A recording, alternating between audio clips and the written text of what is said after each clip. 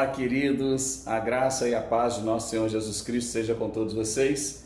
Chegamos agora à unidade da antropologia missionária, uma unidade muito importante porque nos ajudará a entender como se dá o processo de evangelização em culturas distintas da nossa, em ambientes completamente diferentes daquele em que nós crescemos ou estamos habituados a viver.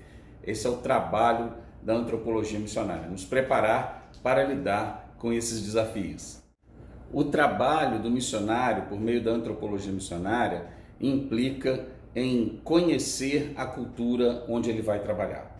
A partir do conhecimento dessa cultura, da forma como essas pessoas pensam, qual a visão de mundo que eles têm, como eles entendem o bem e o mal, qual é o conceito de virtudes para esse povo, e assim, dentro daquele ambiente cultural, o missionário conseguir contextualizar a pregação do evangelho para que seja relevante para aquele povo.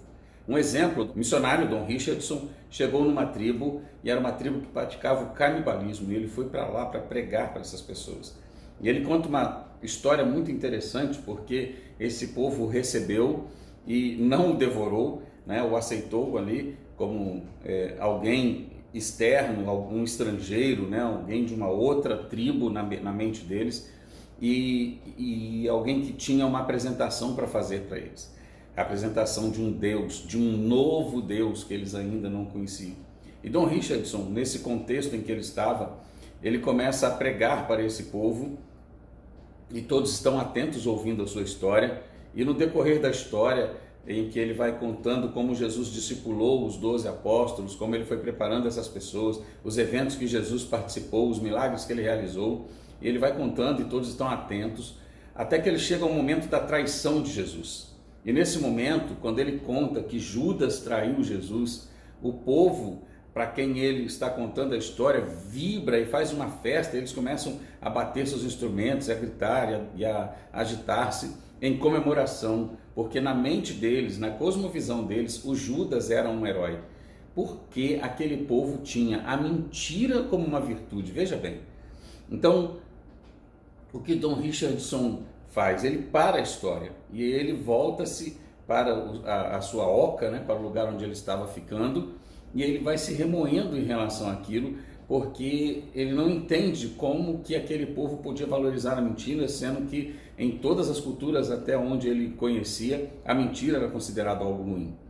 Então ele começa a lidar com as pessoas e conversar com as pessoas para tentar entender o que aconteceu. E aquele povo, então, ele descobre que eles valorizavam o engano como uma forma de se alimentar de outros seres humanos, uma vez que era uma prática comum deles. E eles então faziam o quê?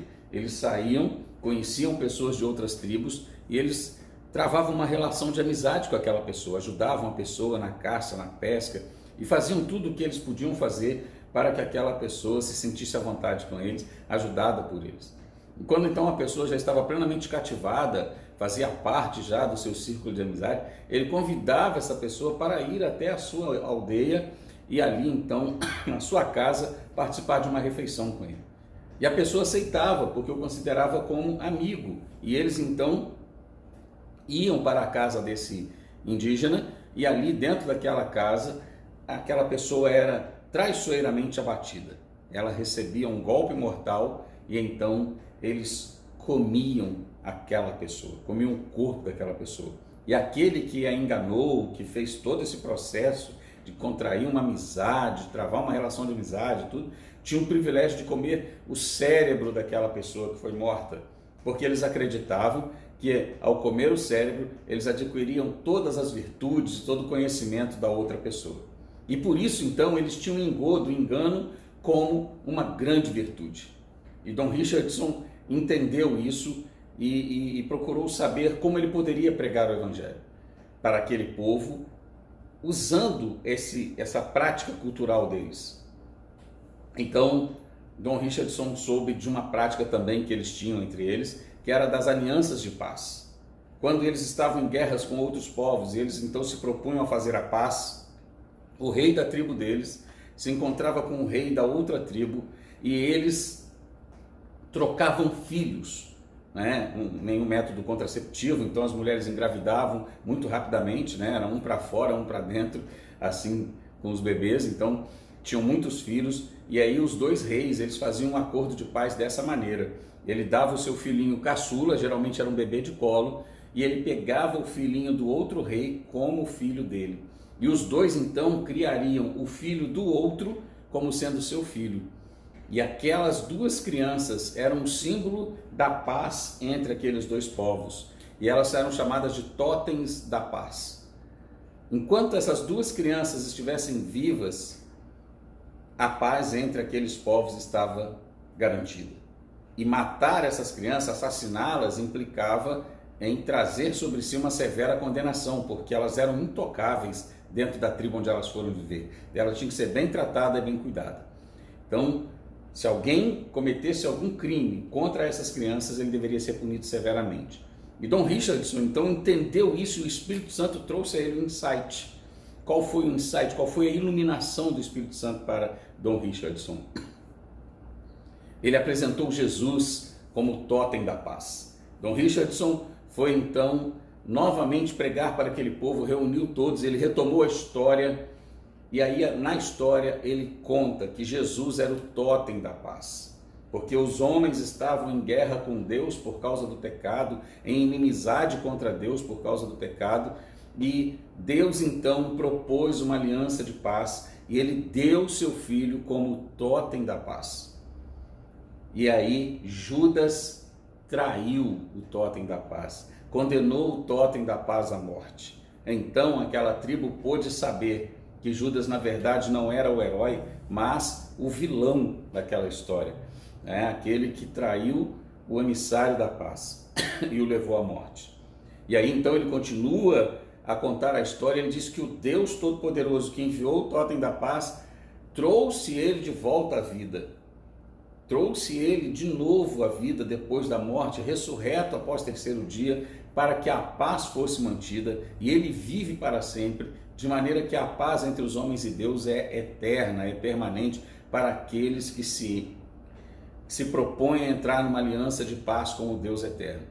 Então, toda a tribo entendeu a mensagem e se rendeu ao Senhor Jesus. Houve uma conversão em massa daquela tribo, porque eles entenderam a mensagem. Tudo isso por conta da antropologia missionária. Dom Richardson conheceu a cultura daquele povo e propôs para aquele povo, então, dentro da sua cosmovisão, do seu imaginário, a mensagem do Evangelho, adequou a pregação do Evangelho dentro daquilo que eles já estavam acostumados.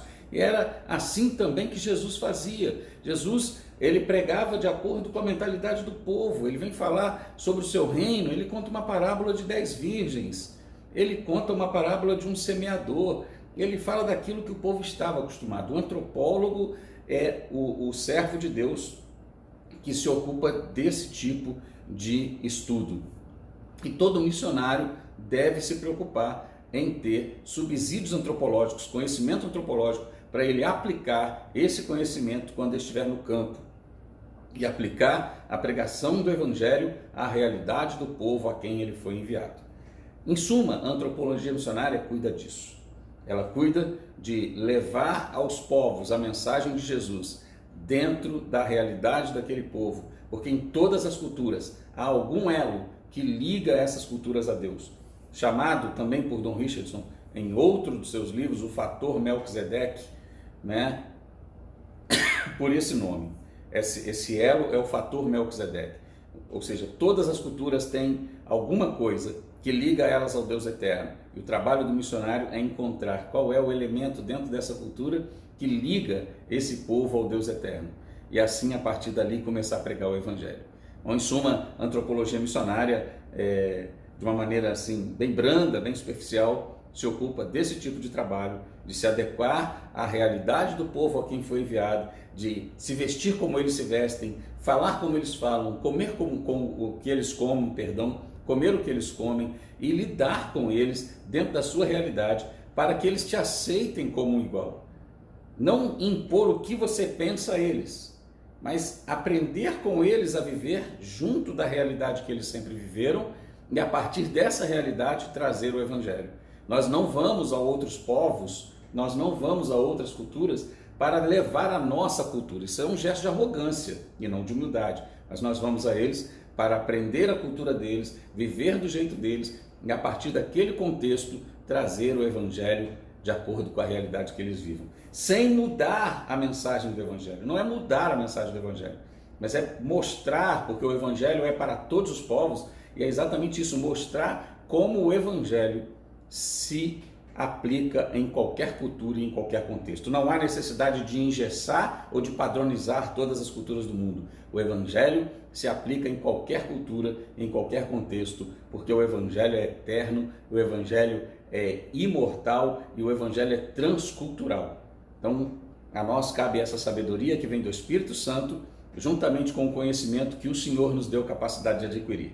Que Deus te abençoe e que Deus abençoe seu desenvolvimento em todo esse curso para a glória do seu nome. Amém? Um forte abraço, fique na paz de Jesus, nosso Senhor.